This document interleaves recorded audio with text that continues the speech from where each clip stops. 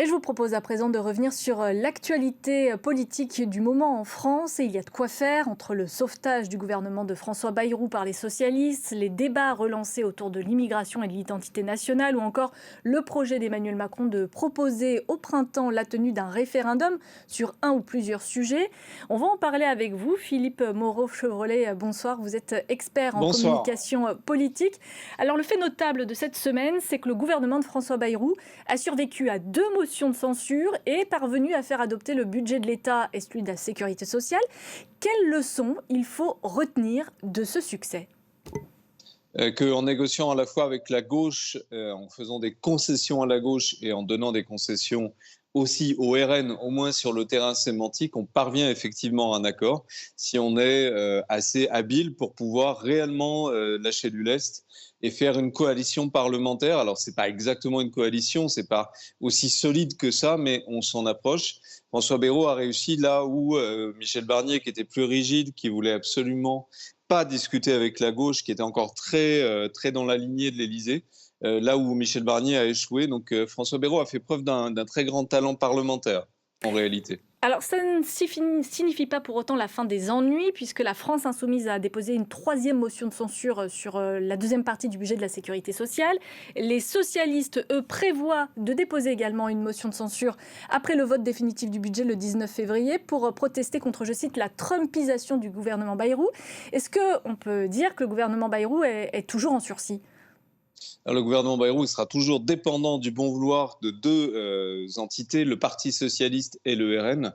Si le RN et le PS se mettent d'accord, entre guillemets évidemment, pour voter une motion de censure ensemble, le gouvernement saute. Mais ce qu'il y a de bien pour François Bayrou, c'est qu'il suffit que l'un des deux refuse de voter la censure pour que ça passe. Et il a réussi précisément ça, à donner suffisamment de gages au PS pour qu'il se détache de la censure.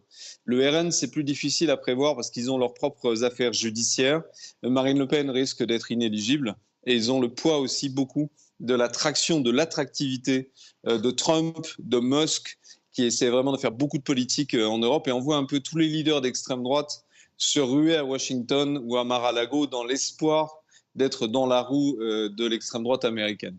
Alors à propos de cette fameuse trumpisation du gouvernement Bayrou, comme l'accusent les socialistes, eh bien c'est vrai qu'il a relancé plusieurs débats houleux sur l'immigration, sur l'identité nationale. Pourquoi choisir ces sujets particulièrement ? C'est pour donner des gages justement au Rassemblement national ou pour être aligné sur les préoccupations des Français ?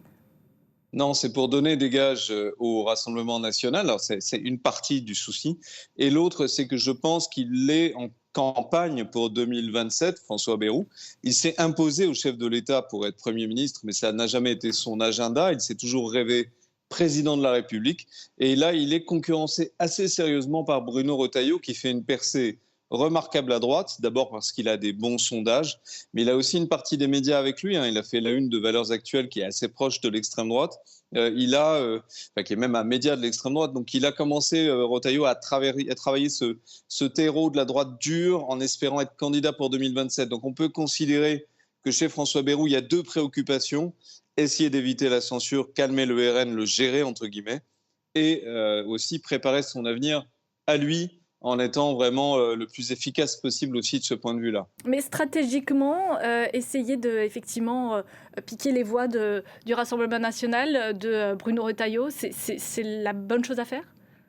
Alors, ça n'a jamais marché, hein. Historiquement, ça ne fonctionne pas. C'est-à-dire que le RN se renforce de ce type de choses, tandis que la droite traditionnelle perd du terrain. Il n'y a pas vraiment de raison que ça se passe différemment et il faudra trouver une autre idée pour 2027. Mais là, on est dans la phase qu'on pourrait appeler primaire à droite.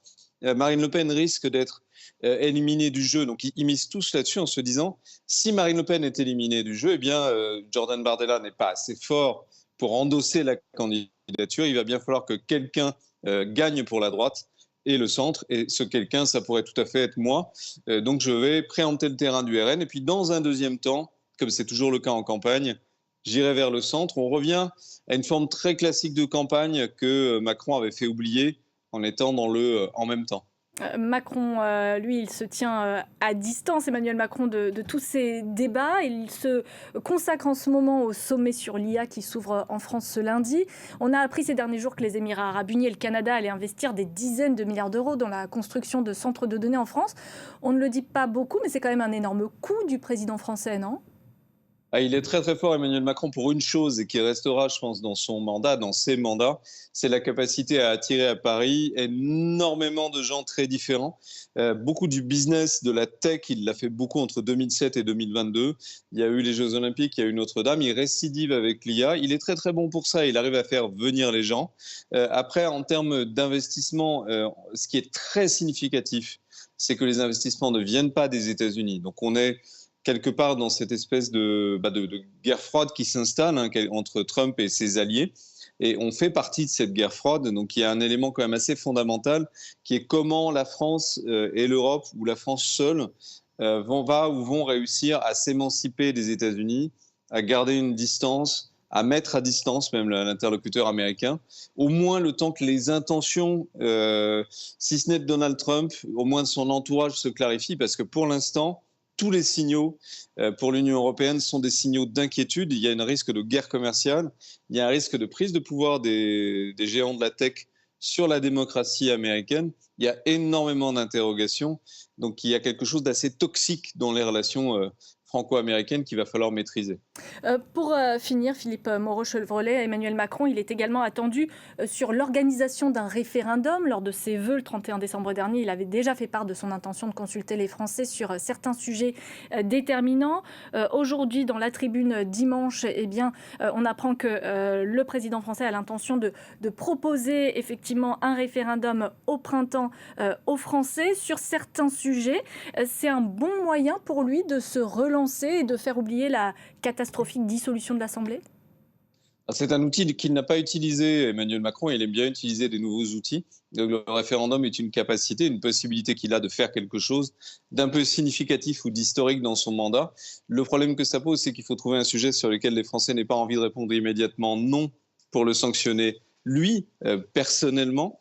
Il faut trouver un sujet aussi un peu signifiant pour la société française, qu'on ne les dérange pas pour rien, les Français, et qui ne favorise, si possible, pas l'extrême droite. Donc ça suppose qu'on n'aille pas non plus faire le jeu de Marine Le Pen ou de Jordan Bardella ou de qui voudra remplacer Marine Le Pen en 2022. Le sujet sur la fin de vie pourrait être une option ? Ça veut dire ça. Un sujet sur la fin de vie, oui, ça pourrait être une option, ce serait extrêmement intéressant. Pour le coup, le débat serait sur le fond. L'extrême droite jouerait sa partition, mais elle n'occuperait pas le centre des débats. Et c'est un très beau sujet de campagne. Le problème, c'est que le président a l'air d'y être personnellement hostile à ce projet depuis le début. Mais François Hollande l'était aussi. À peu près tous les présidents qui se sont succédés ont toujours refusé d'ouvrir ce débat de manière sérieuse. Merci beaucoup Philippe Moreau-Chevrolet d'avoir participé à cet instant politique sur l'antenne de France 24. Tout de suite, je vous laisse en compagnie de Fatimata Wan pour le Journal de l'Afrique et je vous retrouve juste après l'essentiel. Le week-end continue.